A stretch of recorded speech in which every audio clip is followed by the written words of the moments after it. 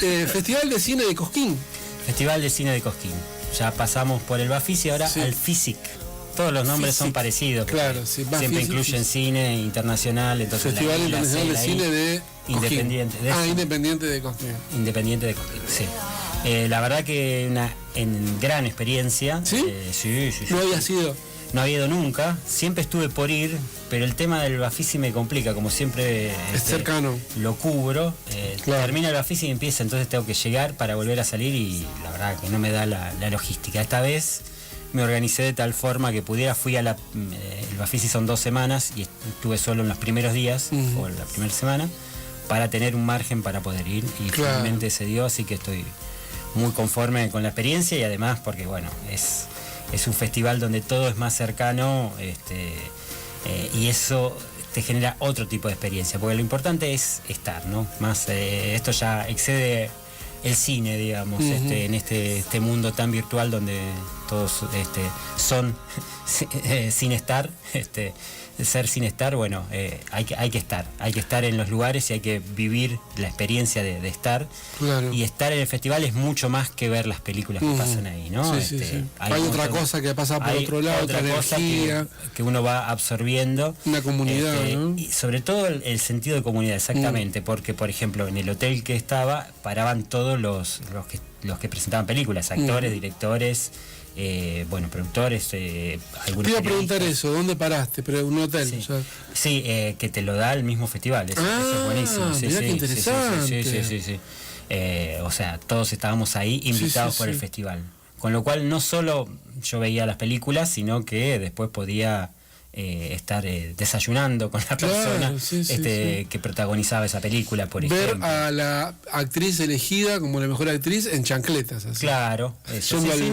Pero fuera de broma es muy bueno, no tanto por las chancletas, sino conocer. Pero esa cotidianidad, esa cercanía, ¿no? No solo intercambiar opiniones sobre la película de primerísima mano, que es como estar haciendo entrevistas permanentemente y uno suma un montón, sino hablar de cualquier otra cosa y conocer de verdad a la persona, a la que sea. Claro. Incluso gente que es a esta altura bastante célebre, como te había mencionado, que iba a estar Francisco Lezama, que venía de ganar en el Festival de Berlín, nada más y nada menos, el Oso de Berlín, el mejor corto, y que se hizo famoso no tanto por eso, sino por el discurso de aceptación que hizo cuando ganó. Y estaba ahí también, o sea, no lo vi en chancleta porque hacía frío, pero si hubiera habido calor, seguramente. Sí. ¿Qué dijo en el discurso que fue tan viral? Y defendió el cine argentino ante las amenazas de cierre del Inca, justo en el momento, digamos. Claro, porque, por ejemplo, el año pasado, cuando ganó Puan, también ganó en otro festival. También hubo un discurso encendido y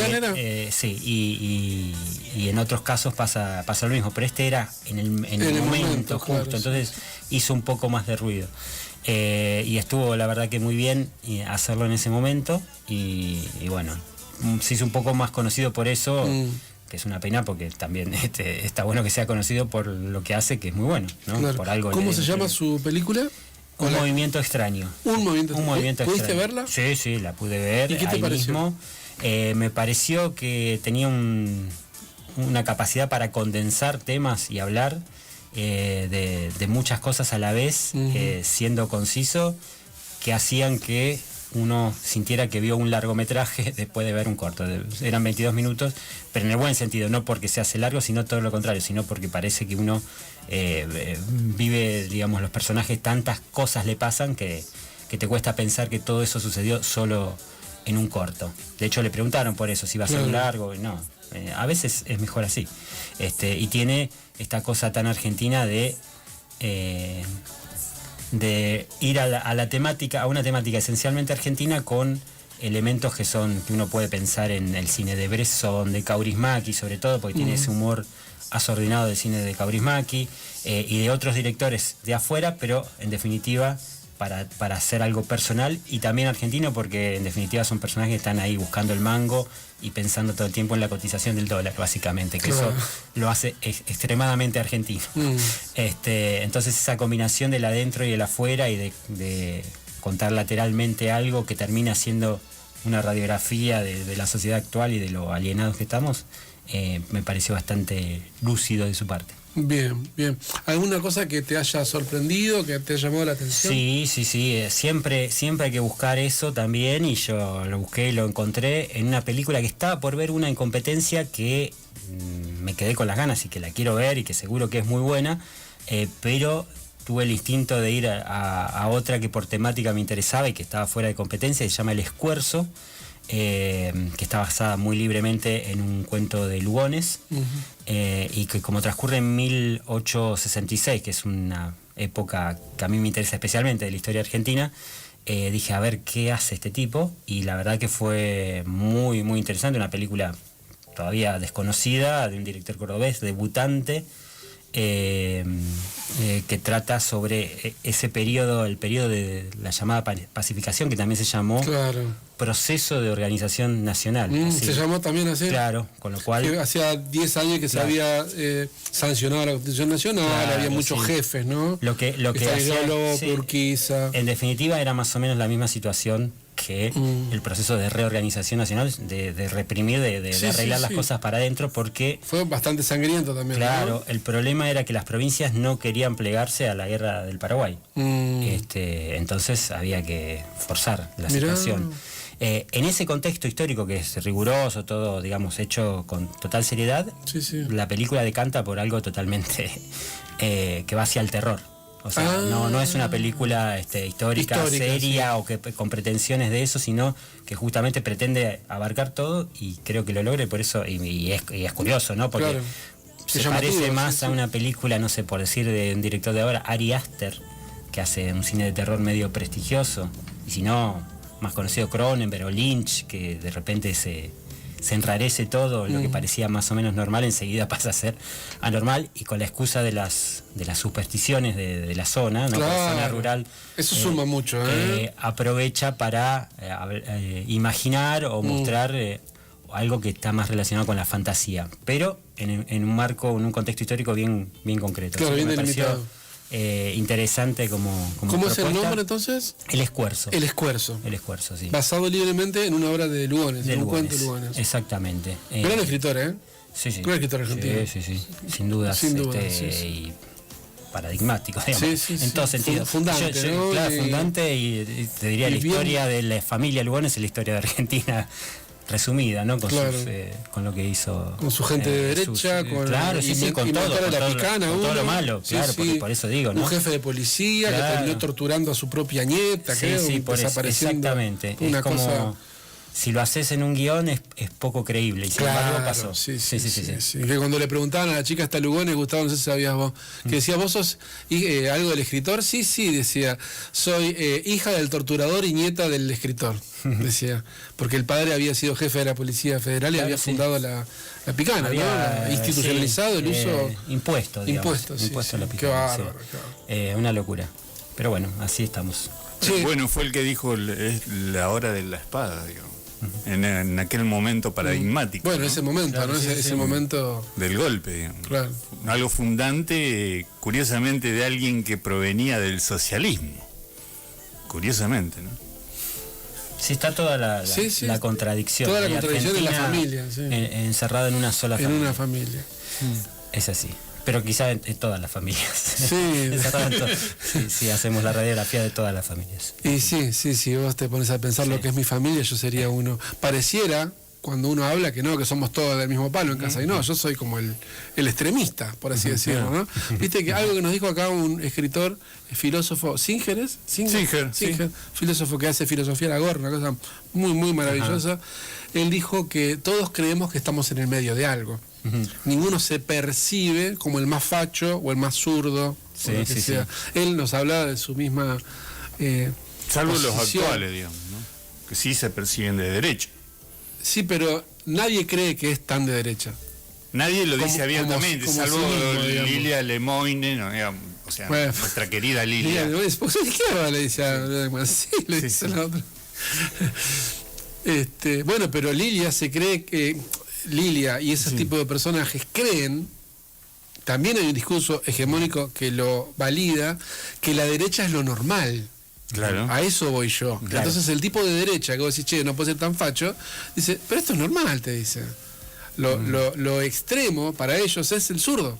Claro. Que ¿cómo le vas a dar de comer a los pobres?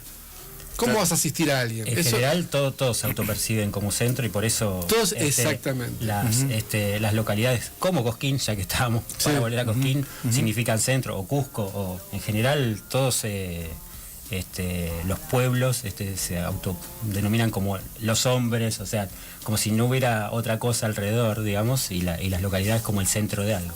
Claro, sí. Y sucede mucho eso. Muy interesante. Y te digo que puedo conectar lo que dice acá el compañero Tresotti con el corto de Lezama, porque el tema es a dónde pone uno el deseo, básicamente. Mirá. Y en el corto están todo el tiempo especulando con el precio del dólar y poniendo el deseo ahí cuando tienen posibilidades también de ubicarlo en otro lado. Claro, te pasa una mina semidesnuda al lado y vos estás pensando en dólar. Sí, hay algo de eso. Mirá, ¿cómo se llama el cortometraje? Un movimiento extraño. Un movimiento extraño. Será ese el movimiento extraño, poner el deseo en esos lugares, quizás. Claro.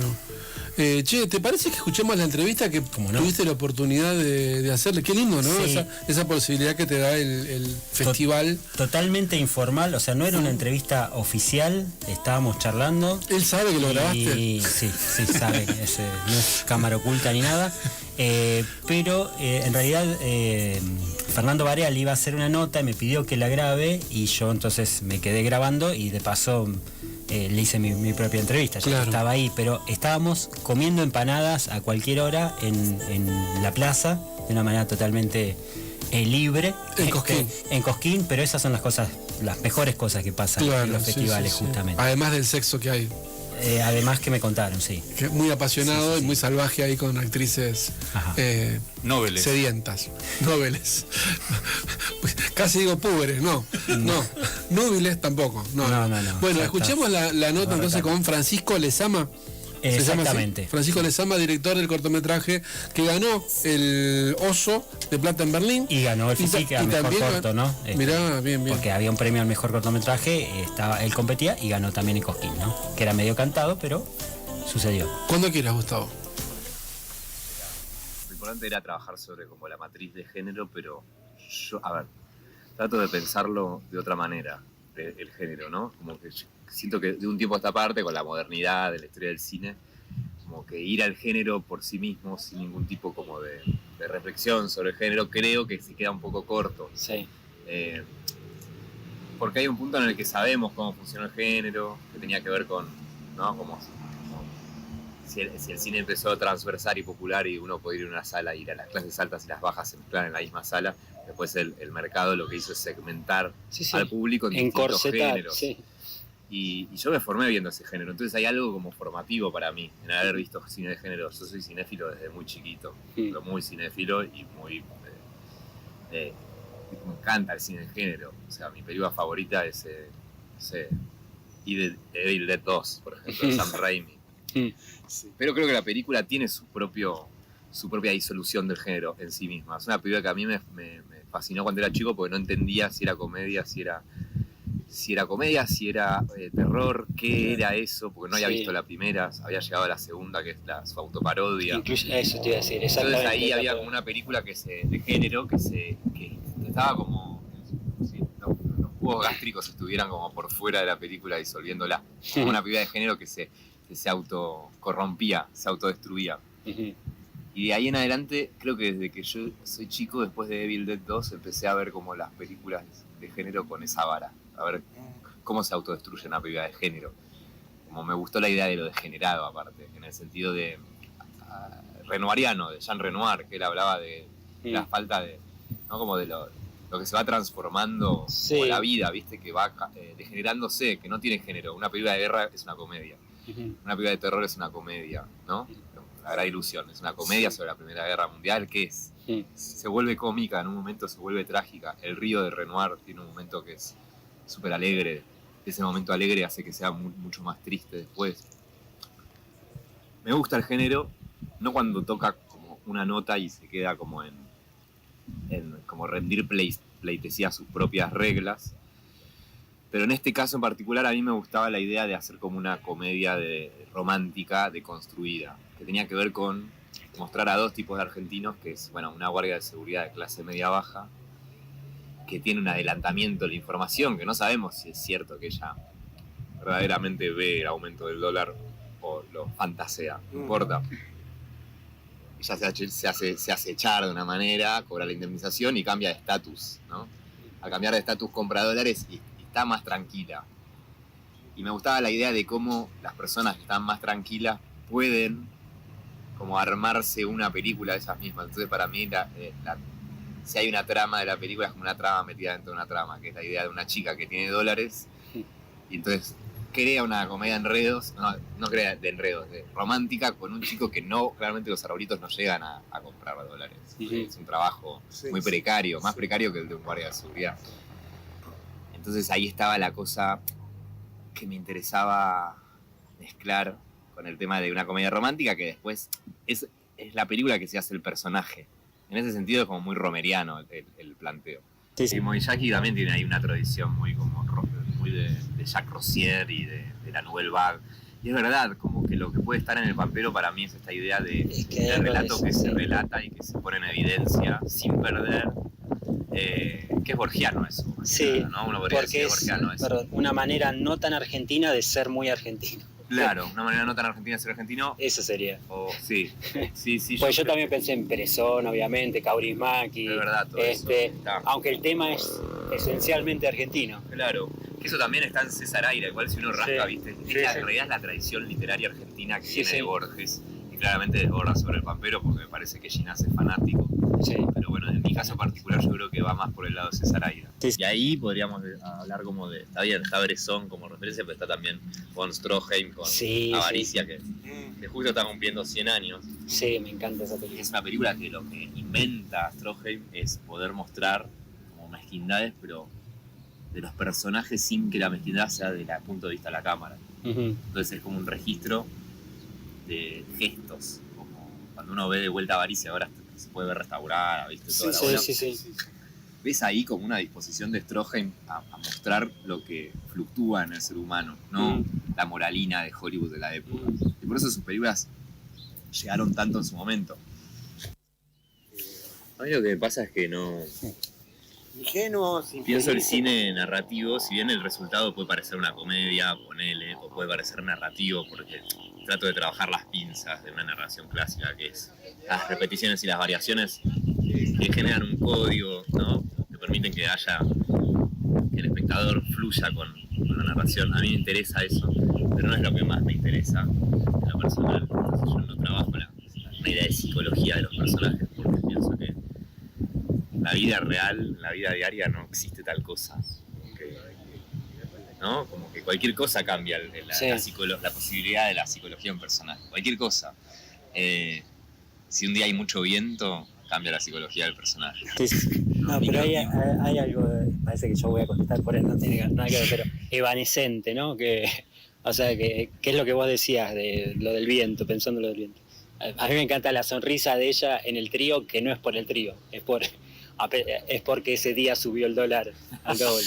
Claro, en realidad no es eso. Sino pero está todo cruzándose. Es por el trío. Sí, pero está digo, pasando bien el trío, pero el audio se... Pero el audio... Claro, eso es lo que más el me audio importa se contrapone contra eso, a eso me refería. Nosotros los juegos trabajo también sobre esta idea de que el cine permite, a diferencia de otras disciplinas, contraponer sentido, ¿viste? Y armar algo más de colisión. Como si uno pensara en el montaje de Einstein.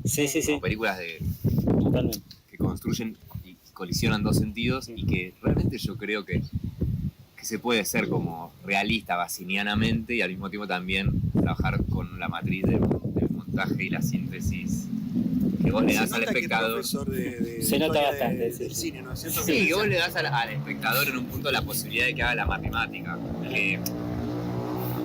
Que yo, claro, hay un punto en el que no me caso con ninguna de las escuelas, de las antagonías, digamos. Está perfecto. Por eso me gusta Bresson, porque para mí Bresson es alguien que trabaja con la matriz de ese realismo, si querés, con mucho del registro de lo que está ahí real verdaderamente, de los pequeños gestos poéticos de las personas y los modelos, no actores, pero la construcción de las películas de Bresson es reconstructivista, es ruso casi. Entonces ahí hay algo interesante y por eso también está tan vivo Bresson, porque colisiona dos tradiciones.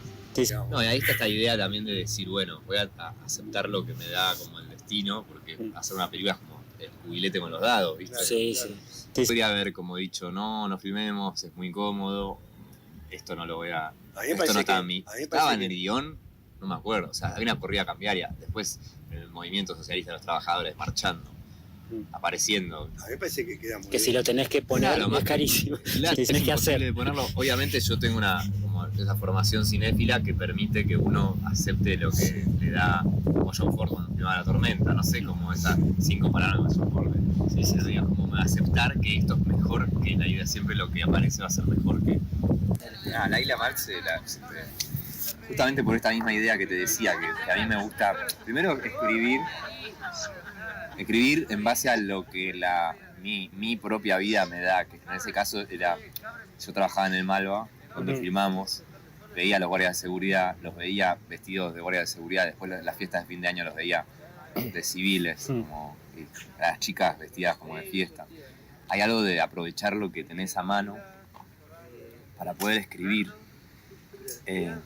y después aprovechar lo que tenés a mano para filmar, y aprovechar lo que tenés a mano para montar. Y te venía bien esa producción, ese trabajo. Sí. Yo creo que como que voy construyendo los guiones a partir de ideas muy disímiles. Yo voy como escribiendo una idea, después otra, y una de las Lo de la ideas era ficha, una sí. guardia de seguridad. Lo Claro, de la ficha me gustó como sistema. escribo con fichas, claro, y también me gustaba eso, que es la obra de Pablo Suárez, que justamente es un artista que trabajó sobre la crisis, con humor. Entonces para mí una de las fichas era filmar las obras de Pablo Suárez a la noche con una linterna, y ahí vino guardia de seguridad. Es práctico para el motivo de echarlo, porque está todo registrado y tienen que ser muy rigurosos también. Claro, sí. Narrativamente. Bueno, pero fíjense como, claro, cuando uno cuando uno usa la elipsis, todas las ideas narrativas las traen los espectadores, pues ya estamos sobreestimulados Claro, en narrativas. sí, bueno, Entonces a mí sí. me gusta trabajar un poco sobre el corto para que la narrativa hollywoodense, digamos, y todas estas hipótesis sobre psicología del personaje, arco, lo que quieras, esto que estás diciendo vos, le quede al espectador. No porque las esnové, sino porque siento que son más amplias de lo que yo puedo hacer. Y si yo desarrollo todo eso... Y después sí me interesa trabajar con algo, por ejemplo, como más restringido, pero al mismo tiempo como si adentro ellos tuvieran, ¿viste? Tienen deseo los personajes, ¿no? Como tienen calenturas, tienen... Todos los personajes son deseantes de algo, eso es importante. Sí, eso es importante. Hasta el más chiquito, sí. Sí, todos tienen Eso- ahí algo de... Eso es importante. Que eso sí es más de guión, ¿no? Como Ujú. de Sí, sí, que sí. te gusta el Y cine clásico. Y ya que estamos, y el final, después no sé si lo voy a dejar en la entrevista, esto, pero aprovecho a preguntarte, ¿qué sería? ¿La vida sigue igual, más o menos igual? Ese final era distinto en un momento, porque en el guión original me acuerdo que había otro final, y después vino la pandemia, que me quedé sin final. Y me pareció que el final, sí, que había algo como del personaje yéndose en fuga, que es un final muy no chaplinesco, pero uno podría hacer el cierre de Iris. Y Sí, decir, Sí, sí. Y continuará así eternamente, que es un poco la idea. Sí. Continuará así eternamente. Eso es claro. Y para mí eso le daba como una potencia de cierre, mucho mejor que un cierre. Sábado Ciclotímico, un programa de interés cultural. No, porque eso es Cosquín. Te digo que vi... ¿Viste alguna vez el río Cosquín? Sí, por supuesto. ¿Lo viste? Sí, salí a caminar, a pasear. Tenía que grabar un video para Peliplat, porque era todo esto. Como te comenté lo de la nota, quedó tercera, o sea que... Che, esa nota de Peliplat, Sí, sí, ¿cómo, sí. qué manera de tener vistas? Pero miles de personas lo Sí, miraron, sí, lo así leyeron. que me fui al río Cosquín a grabar tenía que grabar un video de agradecimiento Claro. por el premio. Pero bueno, volviendo al festival, perdón. al contenido, ya no la nota que medio que se explica sola, vi un nivel de películas como el del Bafisi, ¿no? Digo, porque para ahí parece un festival chico y también entonces con menor, de hecho, este corto no estuvo en el Bafisi y sí estuvo en el FISIC, ¿no? Estuvo en Claro. Berlín y en el FISIC y no en el Bafisi. Mirá, ¿y por qué pensás que pasó eso? Porque Es una no ele- quería- es una elección es una elección del director, sí, claro, prefirió sí, el sí. física al Mirá, Bafisi, qué bueno, qué bueno. No, Qué bueno por porque eso le te da- digo, sea, para también entender que por ahí es lindo estar en Cosquín, todo muy lindo, pero el nivel es, es claro. alto también. Sí, sí, sí. Es importante eso, por supuesto. Che, qué bueno, qué bueno.